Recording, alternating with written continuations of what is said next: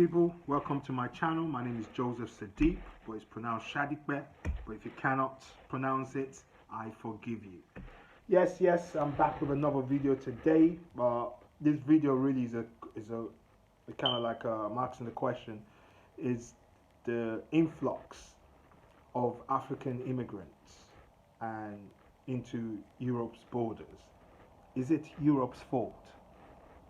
That's the question today. Is it Europe's fault? I say capital Y-E-S. Yes, it's Europe's fault. Before I go into deep, I had a video on TikTok. Make sure you check out my TikTok channel. A gentleman came on there and left a comment saying, well, Sweden wasn't involved in colonialism or in slavery, so why are people showing up at their doorsteps? I said they're guilty by default. They're guilty because they're neighbors. So my thing is, everything that all the other countries like Britain, France, Portugal looted from Africa and continues to do in terms of its resources, you do trade with them. You understand what I'm saying to you? They do trade with them. The oil, the uranium, the what's it called, coltan,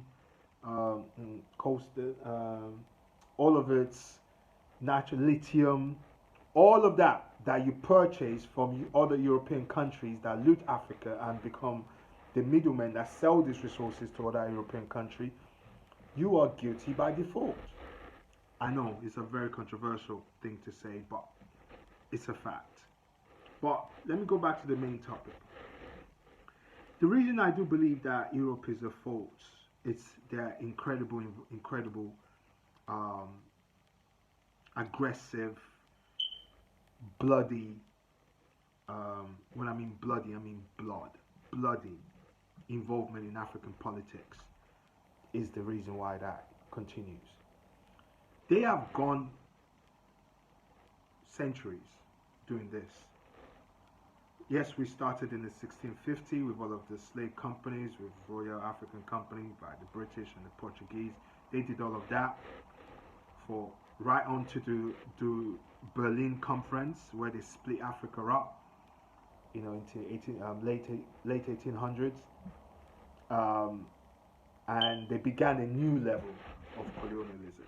So the African countries apparently had a independence, so-called, but after they found new gold in most of the countries, or found other resources that it needs, or a need to maintain control, they involved themselves in situations. They killed off all of the major politicians that were actually one part of the people that fought for the independence in the first place. They killed them off. You know, you talk of Patrice Lubamba, you're talking the deposed in Nkrumah. We saw all of the murders that happened in regards to all of the Nigerian presidents in 1966, Nigerian politicians in 1966, one of the bloodiest coups. We all know that wasn't really a Nigerian operation, but we'll leave that to another day for conversation. But it's in continued influence and in African politics right up to this moment, because I do believe that even we all in Nigeria believe that that election in Nigeria was rigged, just based on the social media calculation in regards to who people were veering towards voting for. It wasn't even nowhere close to the person that won. But that's a story for another day. But my conversation today is their involvement and their continuation of not pivoting, their patriarchal overseeing energy they have over Africa, like it's theirs, and Africans underneath them, which politically and socially in many ways for 400 years it's been like that, is the reason why that is happening. Okay, if they leave now, like everybody's saying for them to leave, like case in point, the Sahel, they're telling France to leave the Francophone countries, and they're telling the British warships showed up on Nigerian forests and Nigerian ports. What else happened?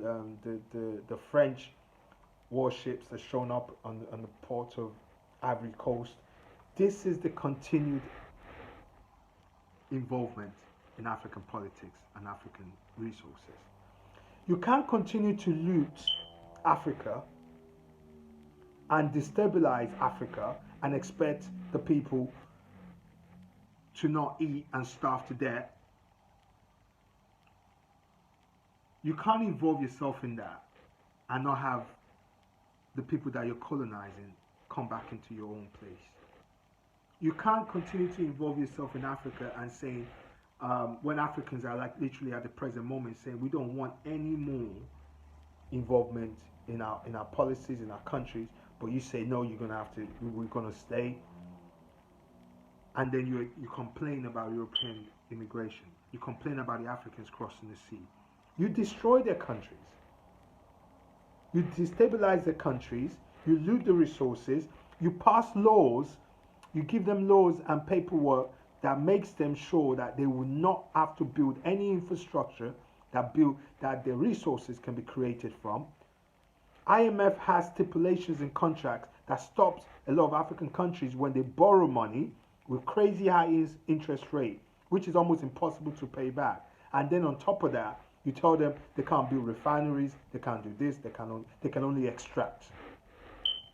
And who's doing the extraction? European companies. They have a continent-wide first right of refusal on a lot of resources in Africa. So if I, as an African entrepreneur, have the money and investment and I see a resource in a certain area, I go to the government to give me a license to do that, I would get told no until the Europeans are served first in the country of my ancestors. Can you imagine what I'm saying to you? Do you guys get exactly what I'm saying to you? Sorry for the fire alarm. Can't do anything for it. But do you understand what I'm saying to you? So when all of this continues to happen, you destabilize the countries.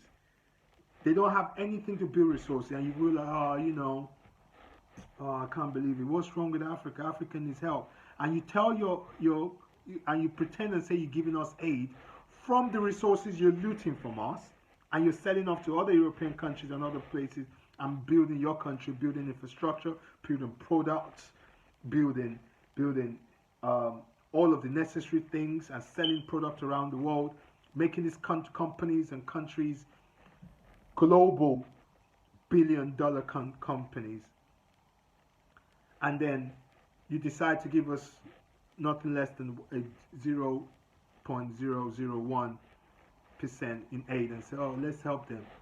So they play this game all the time. They play it, we send aid to Africa, but I'm saying, I look back and I was like, you're sending aid to Africa. You mean you're giving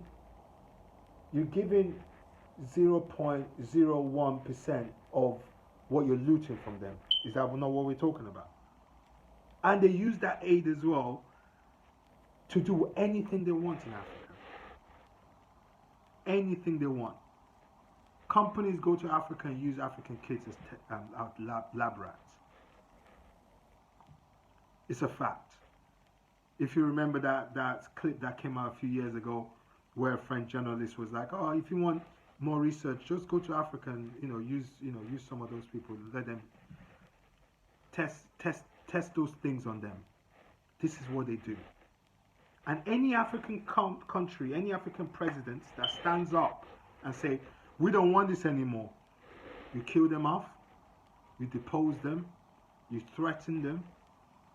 You have coups, you give weapons to young soldiers over there, and you have coups, and you promise them, "Oh, we're going to let you go become president," and you take 5%, we're taking the 95% of your resources. So why then, how can you now complain about European immigration issues?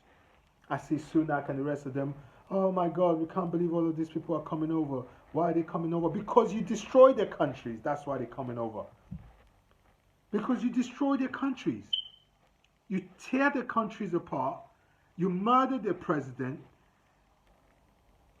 You put laws down to make sure they don't build any infrastructure, and those infrastructures are so important because if you're having companies, say for example you have oil, and you build, we have crude oil in many parts of Africa, including Nigeria. You tell them they can't build refineries. The fact is, if they build those refineries, once those are processed oil into all different forms of oil, the actual money that comes from that is generational. You understand? It's like an influx of capital into Nigeria to build other things, to build new homes for the people, to build better schools, to build water system, electricity. But you told them not to do that. The craziest wickedness that you can ever imagine. And the people that told you they don't need a loan, they're going to do it themselves and they're going to build this. You use your media to demonize them. You call them tyrants in all of the world because you control all the media in the world. And you turn the minds of even the people in their country against those people that was actually standing up and seeing, not falling for the okie doke that you're putting on them, right? And then finally you set people off, you set the dogs off to go take them out. And then you put the people that could be your yes master. You put them into position of power. And then you call them your friends. Oh, they are our friends. We give them aid. While in the dark corners, that aid you're talking about is actually what is rightfully ours, and is literally not 1% of what you're taking. And now you're complaining. Oh my God, there's a European problem. Immigration is a problem in Europe. It's because you guys did it. It's Europe's fault. It's Europe's fault. It's your fault. And now the kings of Sahel are saying they don't want any more of this. We don't want France here. We don't want any of you here. We're building our own. In fact, they took over the uranium and they started setting prices for uranium. And they're selling it directly. What France was buying for pennies, like literally pennies. And they're selling it like 900% markup. Do you know what I mean? And now the Sahel are saying that now what's happening? There've been 2 assassination attempts on Ibrahim Traore's life. Because that's how you move. You cannot complain about immigration when you're destroying these countries. These guys can see that, hold on, they see pictures of Europe. And now they're realizing, hold on, our resources helped you build that. Our resources allowed you to build all of this infrastructure. So now Africans is like, they're opening their eyes and thinking, oh my God, something has to change. That's why the revolution conversation now is happening. It's getting louder. They're acting like it's not happening. They're acting like, oh, it's just people talking, but it's getting louder. It's getting louder. But that aside, Europe cannot continue its involvement in African politics, in looting of the resources, and then complain about immigration. You can't. You sow what you reap is what it is. You can't continue to violate countries and destabilize them and expect their people to not come into places where they already know their resources built. Their resources built your country. Now you put them in things that look like concentration camps. Have police and military men guarding over them like they're criminals. When actually Europe is the real criminal. It's so true. This cannot continue to happen and then you complain about, Europe has an immigration problem. No, you have a looting problem.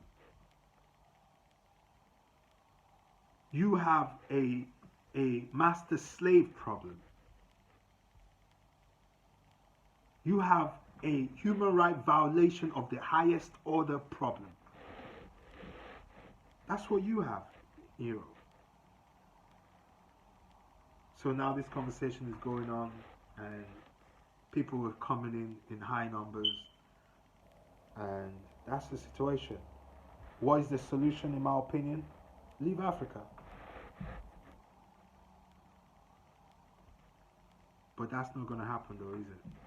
It's just not going to leave like that. That's why Africans now are in more support of military coups than ever before in its history. I have never seen so much African people, regular African people, actually calling for the military to go take them out. Because what is happening, not take them out like, but depose them, arrest them, whatever. Prior to this, that was never like that. Regular Africans hated coups because there's always too much guns, bombs going off, and the stability. No one wants that. But now they're asking for the military. Like, please take them out. Because Africans, Nigerians, Ghanaians, Ivory Coast, people from the Sahel, they are tired, man. The people of Congo are tired. Some amazing presidents, even the really good ones, are tired. It's like enough is enough already. Enough is enough already. You know? In Ghana, they're actually going off now. People are saying they want, Addo out. They want him out. Because they see him as a puppet of the West. He's doing everything in their best interest and not in the population's best interest. In the interest of Africa, in the interest of Americans, and the interest of their pockets. So you can't sow certain seeds and then you expect, that not to happen. Do you understand what I'm saying to you? You can't continue to loot Africa and destabilize the country and then expect those people not to leave their country because you're starving them out. Every time you loot and not allowing these countries to build infrastructure in the countries, you're starving them out. I'm very sure that's the idea. You want to erase all of Africa, but God has not allowed you to do that. They wanted to erase the old black race, and that didn't happen. We keep multiplying because that's what we are. The divine did not give them a chance to do that. They tried every disease. They used us as lab rats and all of that stuff. Still will multiply. And they're still trying other things as well. They're trying all the things they can to destroy the African people. But God is good. God won't allow that to happen. Thank God for that.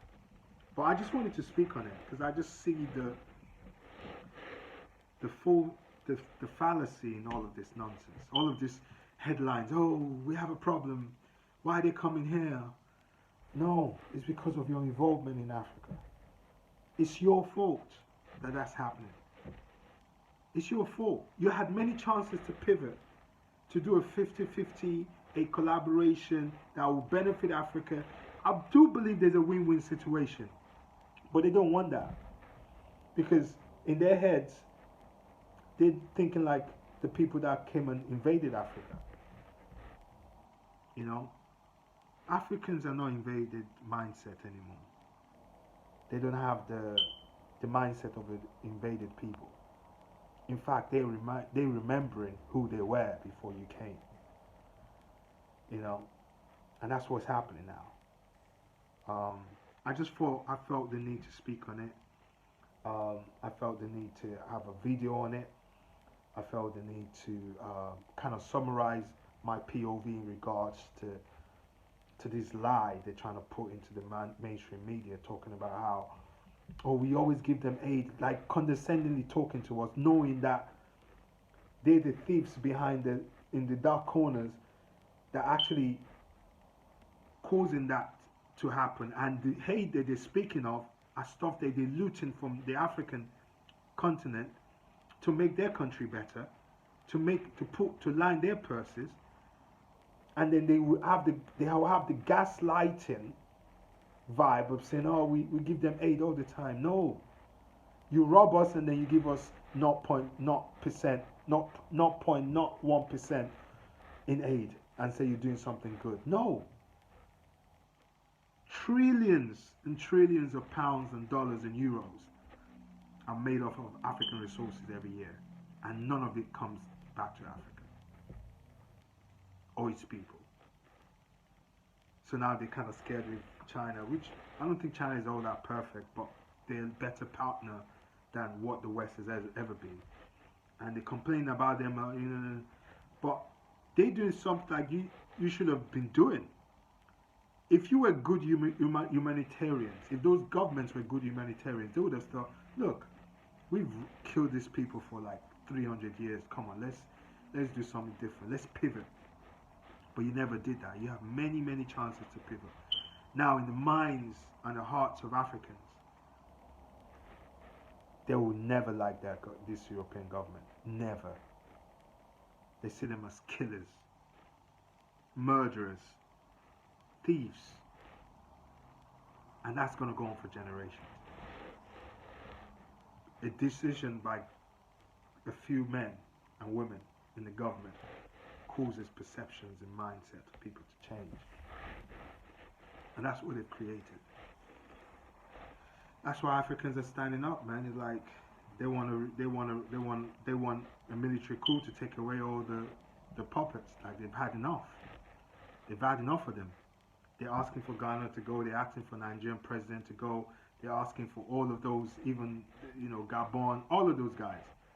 They're great presidents, like Ibrahim Traore and the Niger president at the moment, the military coup head over there, the military coup head in Chad and Mali. Those places are, all of Africa is rating them right now. In fact, they've just, even people that are not from Burkina Faso are showing support to Ibrahim Traore, because that's exactly what we need. A control of our resources. They're showing support to Niger. They're selling their own uranium now. It's like enough is enough. And now, with the warship that's been planted in Ivory Coast, they're planning a war on the Sahel. And they're using the puppets, including Ghana and Nigeria. And you've seen the video of Ghanaian president snitching on the kings of Sahel. Alright? You see what he's doing. It's like their minds, they're in their own bubble. They don't realize what the people are saying. So I just wanted to have a conversation about this. I think this is something very, I have the bird eye view on things. I saw how things are lined up. I saw the reasons as to why there's this shift that's going on. I seen the lies that is happening, across Europe. I seen the lies that some of the Western media are putting out, and I thought to make a video on it because they're not telling the full truth. And the full truth is like your involvement in African countries, your destabilizing those countries are the reasons why those people are just jumping on boats, risking their lives to go for a better life. By divine right, I think there's something very spiritual about them going to places where their God-given resources is being used for better of other people. There's something spiritual about that. I'm just a spiritual dude, but but if you can look at it from a logical view, it's their fault. It's Europe's fault. They made a bed, they have to lie in it. They're not going to stop doing it. So my own fear is they're going to turn all of those immigrants and put them into things that will look like a concentration camps, because some of it is already looking like that. And there goes another level, a new age of human rights violations. Like they don't already have piles of it on top of their heads through almost 250 years. So anyway, let me know what you think in the comments. Yeah, my name is Joseph Sadiq. Make sure you like, share, subscribe, and follow me on my other channels. Show support if you can. Yeah, catch you on the next video. I really want to know what you guys think. Speak to you guys soon. Peace and love. Have a great Saturday. Yeah, man.